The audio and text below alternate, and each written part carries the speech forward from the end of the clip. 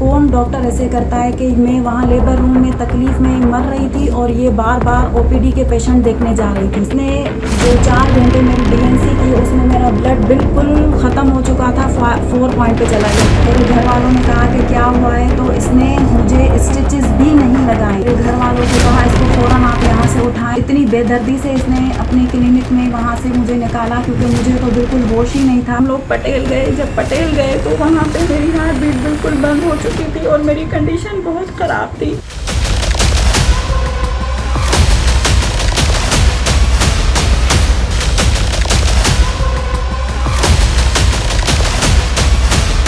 मैं बताऊं कि फिर हम जैसे लोग क्या करते हैं। मेरे पास तो यूएस का वीजा है, मेरी पूरी फैमिली के पास। मैं तो उम्र के चली जाऊंगी, क्या कर लेंगे ये लोग।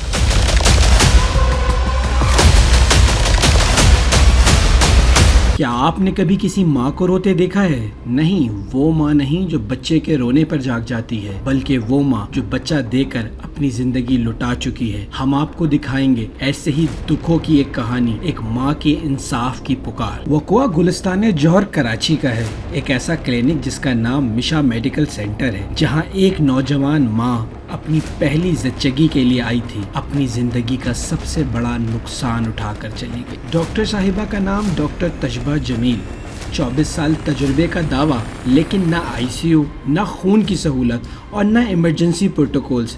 फिर भी हर महीने 20 से ज़्यादा डिलीवरीज कराती हैं। उसी दावे के साथ उस माँ की भी डिलीवरी इन्हीं डॉक्टर ने साहिबा ने कराई। पर उस दिन उस बच्ची के पैदा होने के साथ साथ उस औरत की नस्वानियत भी छीन ली गई। कोई पूछने वाला नहीं, कोई रोकने वाला नहीं।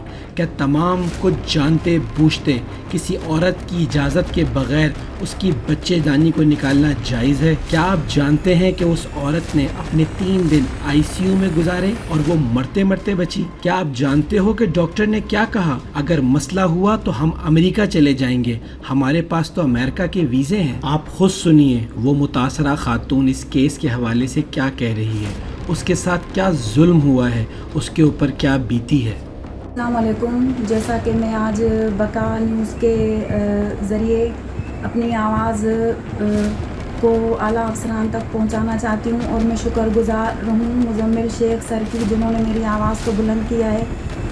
26 मई को मेरी डिलीवरी हुई है मीशा क्लिनिक में, नोमान ग्रीन सिटी गुलिस्तान जौहर में। डॉक्टर तशबा जमील ने मेरी डिलीवरी की, जिन्होंने मुझे चेकअप करने के बिना ही मुझे घर भेज दिया। उनके क्लिनिक के बाहर ही मैं बेहोश हो गई। उसके बाद कंटिन्यू जब मैं घर आई तो मुझे ऐसा फ़ील हो रहा था कि मेरे पेट में अंदर कुछ घूम रहा है, जिसकी वजह से मुझे बहुत हद से ज़्यादा ब्लीडिंग हुई। उस सूरत में मुझे घर वाले, मैं बिल्कुल बेहोश हो गई थी। मुझे घर वाले इमरजेंसी में इसकी क्लिनिक पे दोबारा लेके गए। जब वहाँ गए तो इसने कहा कि लगता है अंदर पेट में कुछ रह गया। उन्होंने फिर दूसरे दिन पे 29 मई को मेरी डीएनसी की। 4 घंटे तक उन्होंने मेरी डीएनसी की। उस सूरत में इन्होंने मुझे हेवी डोज का एनेस्थीसिया दिया, जिसमें मेरी तबीयत बहुत ख़राब हो गई थी। और कंटिन्यू 4 घंटे तक इन्होंने मेरी हालत की गवाह मेरी माँ भी है, जो उस लेबर रूम में थी। ना इनके लेबर रूम में कोई ऑक्सीजन था, ना कोई और फैसिलिटी मौजूद है। और ऑपरेशन के दौरान 4 घंटे में मेरी जिस्म का ब्लड बिल्कुल ख़त्म हो चुका था। फिर वहाँ पे जो है इसके साथ 2 दाइयाँ भी थी। पहले तो इसने जो मेरी नॉर्मल डिलीवरी की, उसके दौरान कौन डॉक्टर ऐसे करता है कि मैं वहाँ लेबर रूम में तकलीफ़ में मर रही थी और ये बार बार ओपीडी के पेशेंट देखने जा रही थी, और मुझे दाई के हवाले कर दिया। चलें, उसको भी छोड़ें। उसके बाद जो है इसने जो 4 घंटे मेरी डीएनसी की, उसमें मेरा ब्लड बिल्कुल ख़त्म हो चुका था, 4 पॉइंट पे चला गया। इसने मेरे घर वालों को कहा कि इसको फ़ौरन लेके जाएं, इसको ब्लड की सख्त ज़रूरत है। जब मेरे घर वालों ने कहा कि क्या हुआ है, तो इसने मुझे स्टिचेस भी नहीं लगाए।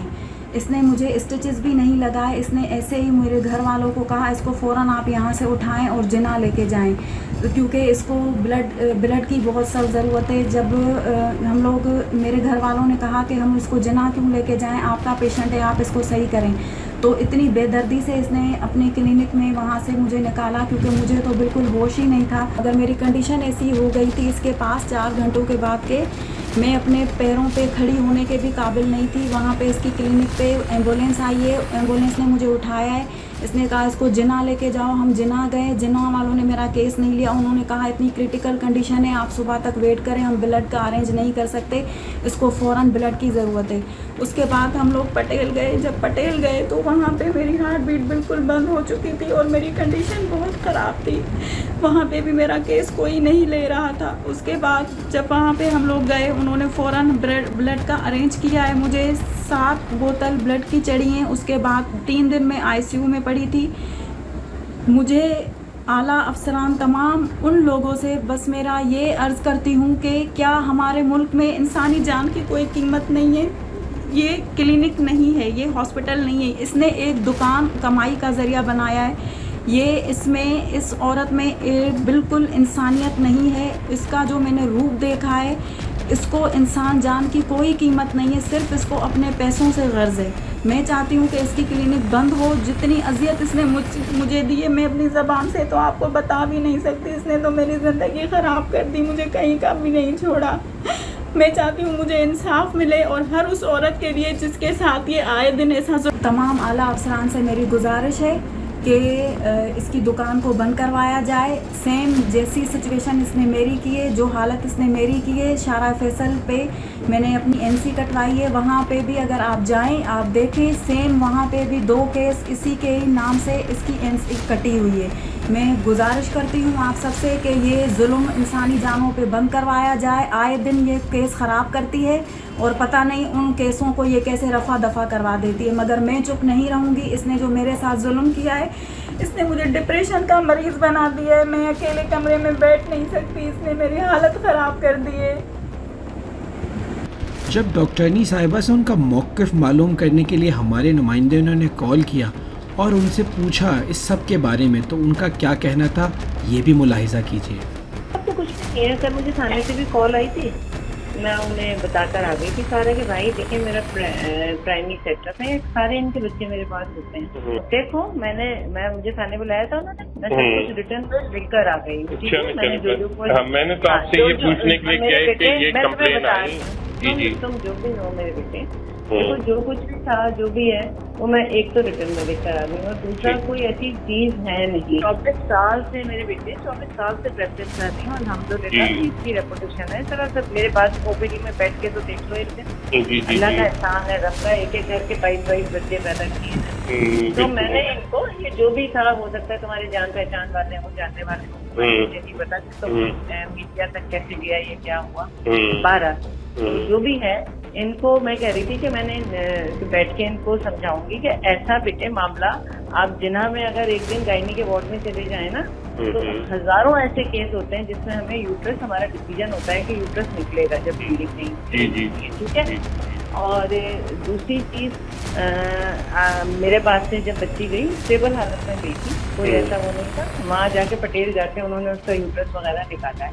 तो बाकी बातें तो हमें मेरे बेटे पटेल से पता चलेंगी ना कि यूट्रस क्यों निकला है, ठीक है। ऐसा तो कुछ मामला लग नहीं रहा था, क्योंकि मेरे पास वो डिलीवर हुई 4 दिन पहले, ठीक ठाक गई है, अल्लाह का शुक्र है। पोस्टमार्टम ब्लीडिंग के साथ अक्सर मरीज ऐसा कुछ है ही नहीं। मैं कह रही हूँ मुझे कोई गिल्टी थोड़ी है जब मैं कहीं सेव करने की चीज किया, क्योंकि मेरा सेटअप छोटा है। मेरे पास ब्लड बैंक नहीं है कि मैं फौरी किसी को ब्लीडिंग हो रही है तो मैं ब्लड मंगा के लगा सकती हूँ। इसलिए जो ऐसे केसेस होते हैं, हम यूजुअली उनको दारू सेहत या वहाँ फौरन से पीते हैं, फौरन से ब्लड उन्हें मिल जाए और बच जाए, और जान उसकी माशाल्लाह जिंदा है। वो यूट्रस कोई जिंदगी नहीं होता। अगर वो उन्होंने, पटेल वालों ने भी बेहतर समझा होगा तो निकाला होगा ना, जो उन्होंने डिसीजन लिया करना है, अदरवाइज तो कोई ऐसा। दूसरा मैं तुम्हें बताऊं कि फिर हम जैसे लोग क्या करते हैं, मेरे पास तो US का वीजा है, मेरी पूरी फैमिली के पास, मैं तो उम्र के चली जाऊंगी, क्या कर लेंगे ये लोग। ये सिर्फ एक केस नहीं, ऐलान जंग है। क्या ये मुल्क इतना ही बेहिस हो चुका है? गरीब की माँ, बहन, बेटी को काट दिया जाए और कातिल वीज़ा दिखाते हुए हंसते हंसते इस मुल्क से चला जाए? नहीं, ये आवाज़ सिर्फ उस माँ की नहीं, ये हर उस औरत की पुकार है जो आज किसी जाली क्लिनिक में अपनी बारी का इंतज़ार कर रही है। ये हर उस बाप का सवाल है जो अपनी बेटियों को खुशी खुशी अस्पताल ले जाते हैं और खाली हाथ लौट जाते हैं। अब आपकी बारी है। अगर आप खामोश रहे तो कल ये ज़ख्म आपके घर पे भी आ सकता है। इस मुल्क में सिर्फ इंसाफ के नाम पर कोई डॉक्टर बेलगाम नहीं रह सकता। हम डॉक्टर नहीं, कातिल के खिलाफ खड़े हैं। हम क्लिनिक के नहीं, हम निज़ाम के खिलाफ खड़े हैं। उठें, आवाज़ बने, गवाह बने, क्योंकि अगर हम खामोश रहे तो याद रखें, ये खामोशी कभी इंसाफ नहीं ला सकती। ये सिर्फ कातिल को ताकत देती है। कौन डॉक्टर ऐसे करता है कि मैं वहाँ लेबर रूम में तकलीफ में मर रही थी और ये बार बार ओपीडी के पेशेंट देखने जा रही थी। इसने जो 4 घंटे मेरी डीएनसी की, उसमें मेरा ब्लड बिल्कुल ख़त्म हो चुका था, 4 पॉइंट पे चला गया। मेरे घर वालों ने कहा कि क्या हुआ है, तो इसने मुझे स्टिचेस भी नहीं लगाए। मेरे घर वालों को कहा इसको फ़ौरन आप यहाँ से उठाएं। इतनी बेदर्दी से इसने अपनी क्लिनिक में वहाँ से मुझे निकाला, क्योंकि मुझे तो बिल्कुल होश ही नहीं था। हम लोग पटेल गए, जब पटेल गए तो वहाँ पे मेरी हार्ट बीट बिल्कुल बंद हो चुकी थी और मेरी कंडीशन बहुत ख़राब थी।